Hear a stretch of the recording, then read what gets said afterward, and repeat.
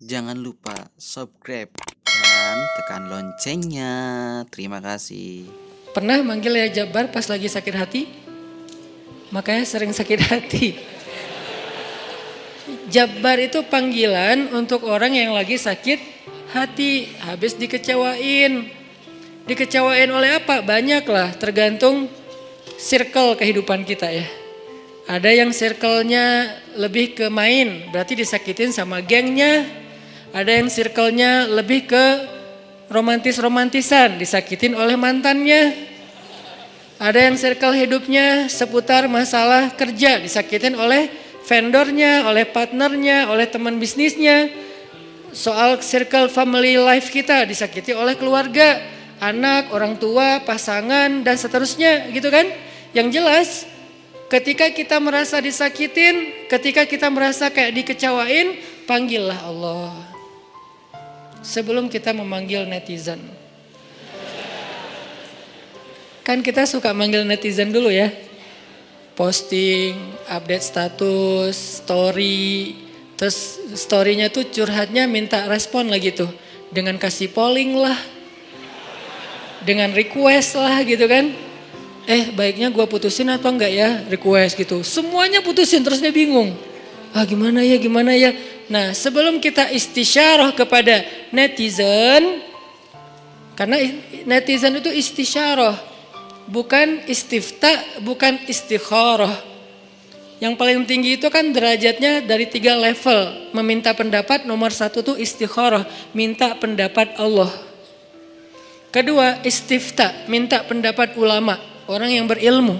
Ketiga istisyarah, minta pendapat orang yang lebih bijak dan berpengalaman, termasuk kepada teman kita atau followers kita atau geng kita, itu istisyarah. Sebelum kita istisyarah netizen, ya ayyuhal netizen, sebelum kita pakai kalimat itu, atau ya ustaz, bahkan sebelum ustaz, ya kiai, ya syekh, maka ya Allah. Panggil Allah Subhanahu wa ta'ala. Manggilnya gimana Ustadz? Salah satunya selain kata Allah pastinya, karena itu kalimat yang paling mulia, kita juga bisa manggil tematik. Ya Jabbar. Ya Jabbar itu bisa 2. Sebetulnya 3 maknanya Jabbar, tapi yang lebih common tuh 2.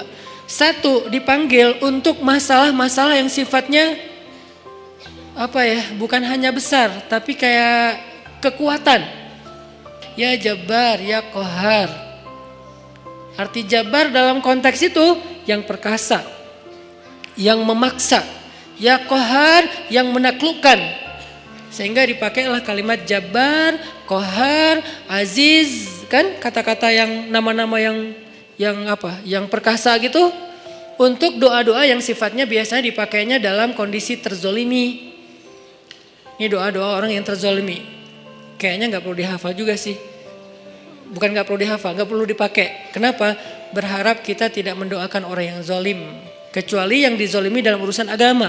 Kalau dizolimi urusan pribadi sih, mending jangan mendoakan orang yang menzolimi. Kenapa? Rugi. Mending doain diri sendiri. Ketika kita punya kesempatan doa kita diijabah, jangan kasih doa itu untuk orang lain. Rugi, walaupun bentuknya mendoakan atas keburukan, tetap rugi. Mending kita pakai buat doain diri kita sendiri. Ya Allah, saya lagi dizolimin, mudah-mudahan. Nah gitu kan, berarti kan kita dapat kebaikan.